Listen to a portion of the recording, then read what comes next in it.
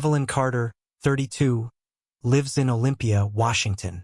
She's been a trauma nurse at Cascade Regional for 7 years. Her friends describe her as steady, kind, and selfless to a fault. She grew up in Spokane, middle child of 3.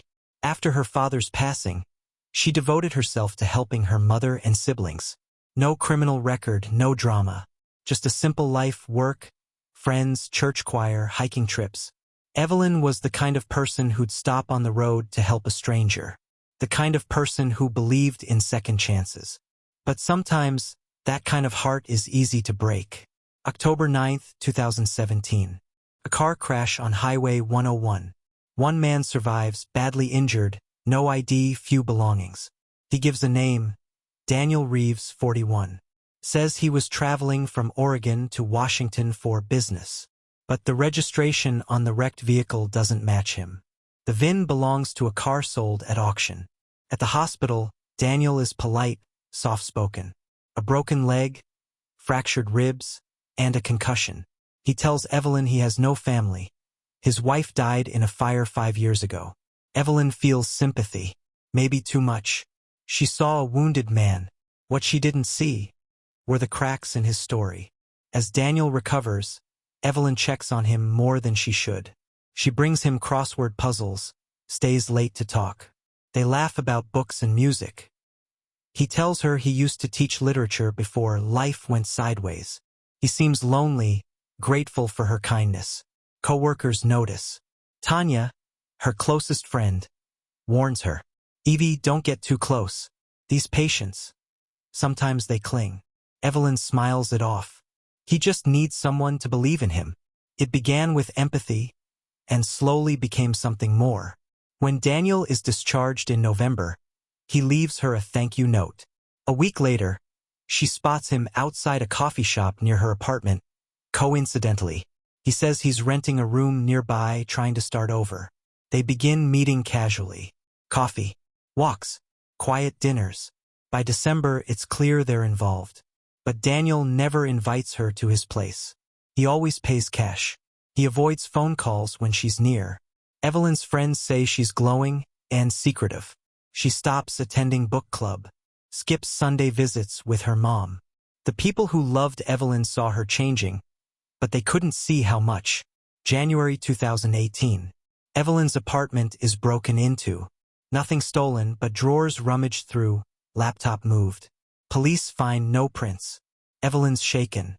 Daniel comforts her, too calmly. Later, he claims someone's been following him, an old business partner. He urges her to stop talking to police. If you care about me, don't get involved. It's complicated. Was Daniel protecting her or isolating her? Tanya checks Daniel's background. No online records, no property, no degrees, no tax filings. She warns Evelyn again. Evelyn snaps. You don't know him like I do. Days later, Evelyn calls in sick. A full week off. When she returns, she looks pale, withdrawn. She refuses to say where she went. Something changed that week. Something she never talked about. February 14, 2018, Valentine's Day. Evelyn receives roses at work. Card and signed. Hospital security later finds a car in the staff lot. Tinted windows, same model as Daniel's.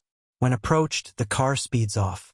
A day later, a hospital IT technician notices someone accessed Evelyn's employee profile after hours, deleting her emergency contacts and insurance info.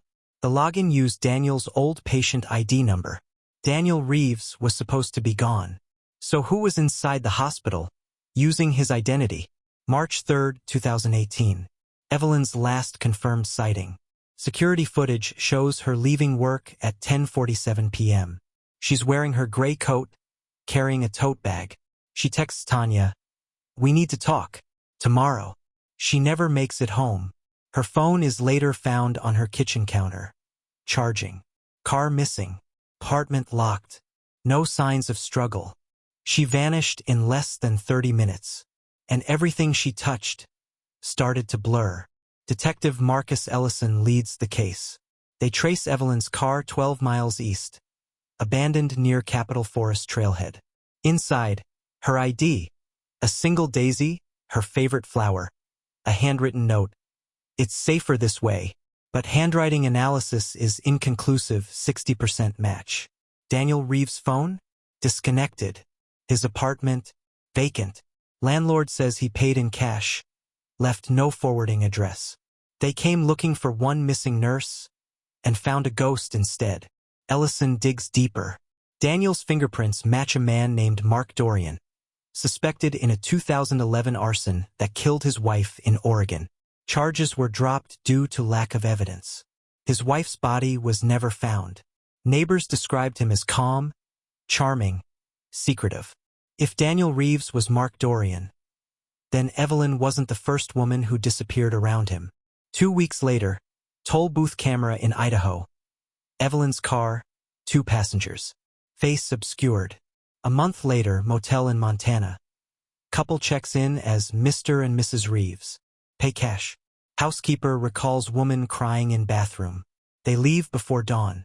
Every lead opened another door into a darker room. Investigators uncover a third player.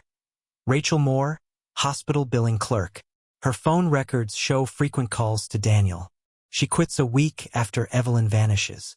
Last known address, Portland. Gone. Rachel's coworker says she once bragged about a new boyfriend, a man who used to be someone else. Was Rachel his accomplice or his next victim?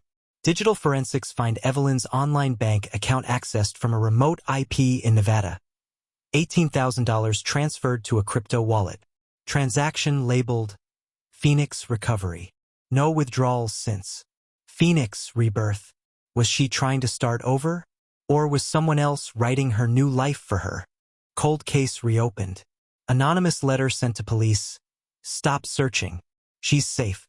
She chose this. Included photo of a woman resembling Evelyn, older, standing beside a man and child in Nebraska. Forensic analysis inconclusive. Was it mercy or manipulation? Divers find submerged vehicle in a Washington lake. Inside, 2 skeletons, 1 female. DNA confirms Rachel Moore, not Evelyn. Male remains unidentified, no match in database. In glove box, Evelyn's badge and a single daisy. The wrong woman was buried with the right clues. Evelyn Carter believed love could save people. But love, the kind that blinds you, can also erase you. Was she a victim, an accomplice, or a ghost of her own making? No one knows, because in the story of Evelyn Carter, every answer opens another question.